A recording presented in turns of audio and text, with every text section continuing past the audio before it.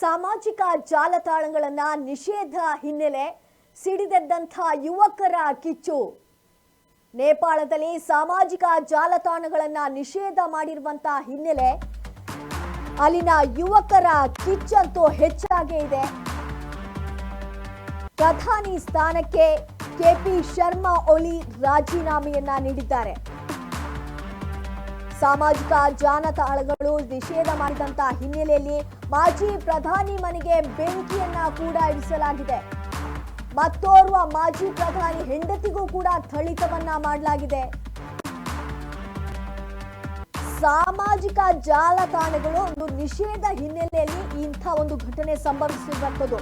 ಅಲ್ಲಿನ ಯುವಕರ ಕಿಚ್ಚಂತೂ ಹೊತ್ತಿ ಉರಿತಾ ಇದೆ. ಪ್ರಧಾನಿ ಸ್ಥಾನಕ್ಕೆ ಕೆಪಿ ಶರ್ಮಾ ಓಲಿ ಅವರೇ ರಾಜೀನಾಮೆಯನ್ನ ನೀಡಿದ್ದಾರೆ. ಆದ್ರೂ ಕೂಡ ಮಾಜಿ ಪ್ರಧಾನಿ ಮನೆಗೆ ಬೆಂಕಿಯನ್ನ ಇರಿಸಿದ್ದಾರೆ. ಮತ್ತೋರ್ವ ಮಾಜಿ ಪ್ರಧಾನಿ ಹೆಂಡತಿಗೂ ಕೂಡ ಥಳಿತವನ್ನ ಮಾಡಿದ್ದಾರೆ. ಕೇವಲ ಸಾಮಾಜಿಕ ಜಾಲತಾಣಗಳನ್ನು ನಿಷೇಧ ಮಾಡಿರುವಂತಹ ಹಿನ್ನೆಲೆ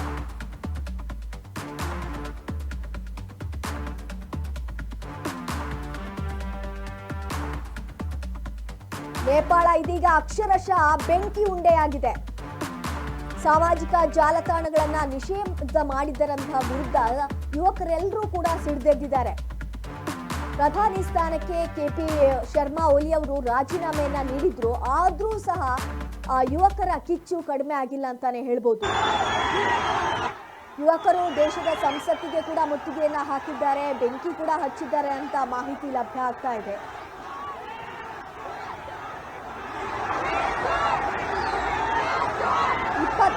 ಸಾಮಾಜಿಕ ಜಾಲತಾಣಗಳನ್ನ ನಿಷೇಧ ಮಾಡಿದಂತಹ ಕಾರಣ ನೇಪಾಳಿಗರು, ಅದರಲ್ಲೂ ಕೂಡ ಬಹುಮುಖ್ಯವಾಗಿ ಯುವಕರು ತಮ್ಮ ಅಭಿವ್ಯಕ್ತಿ ಸ್ವಾತಂತ್ರ್ಯಕ್ಕೆ ಧಕ್ಕೆ ಆಗಿದೆ ಎಂದು ಹೋರಾಟವನ್ನ ಪ್ರಾರಂಭಿಸಿದ್ದಾರೆ. 26 ಸಾಮಾಜಿಕ ಜಾಲತಾಣಗಳನ್ನ ನಿಷೇಧ ಮಾಡಿದಂತಹ ಹಿನ್ನೆಲೆಯಲ್ಲಿ ನೇಪಾಳಿಗರು, ಅದರಲ್ಲೂ ಕೂಡ ಬಹುಮುಖ್ಯವಾಗಿ ಯುವಕರು ಈ ರೀತಿಯಾಗಿರುವಂತಹ ಒಂದು ಕಿಚ್ಚನ್ನ ಹೊತ್ತಿಸಿರುವಂತದ್ದು. ಸಂಸತ್ ಹಾಗೂ ರಾಷ್ಟ್ರಪತಿ ಭವನಕ್ಕೆ ಕೂಡ ಬೆಂಕಿ ಹಚ್ಚಿದ್ದಾರೆ. ನೇಪಾಳದಲ್ಲಿ ಹೈ ಅಲರ್ಟ್ ಅನ್ನ ಘೋಷಿಸಿದ ಸೇನೆ. ಕಠ್ಮಂಡುವಿನಲ್ಲಿ ಸಿಲುಕಿರುವಂತಹ 39 ಕನ್ನಡಿಗರು, ನಮ್ಮ ಕನ್ನಡಿಗರು ಕೂಡ ಕಠ್ಮಂಡಲ್ಲಿ ಸಿಕ್ಕಾಕೊಂಡಿದ್ದಾರೆ. ಅವರನ್ನ ಸುರಕ್ಷಿತವಾಗಿ ಇದೀಗ ಕರೆತರಬೇಕು ಅಂತ ಸಿಎಂ ಸೂಚನೆಯನ್ನ ಕೂಡ ಮಾಡಿದ್ದಾರೆ.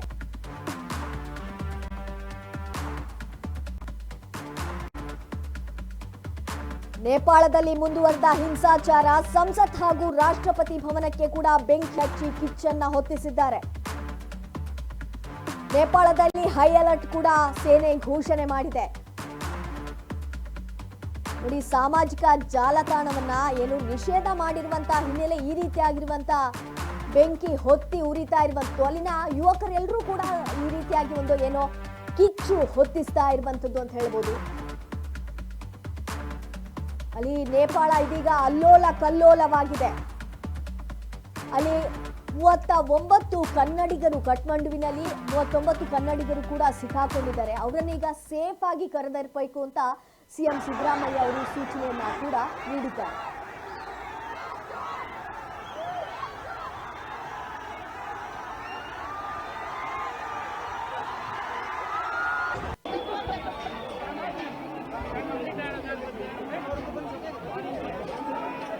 ಅಲ್ಲಿನ ಪರಿಸ್ಥಿತಿ ಯಾವ ರೀತಿ ಆಗಿದೆ ಅಂತ 26 ಸಾಮಾಜಿಕ ಜಾಲತಾಣಗಳನ್ನ ಏನು ನಿಷೇಧ ಮಾಡಿರುವಂತಹ ಹಿನ್ನೆಲೆಯಲ್ಲಿ ಈ ರೀತಿಯಾಗಿ ಯುವಕರಲ್ಲಿ ಸಿಡಿದೆದ್ದಿರುವಂಥದ್ದು. ಸಂಸತ್ ಹಾಗೂ ರಾಷ್ಟ್ರಪತಿ ಭವನಕ್ಕೆ ಕೂಡ ಬೆಂಕಿ ಹಚ್ಚಿ ಕಿಚ್ಚನ್ನ ಹೊತ್ತಿಸಿದ್ದಾರೆ.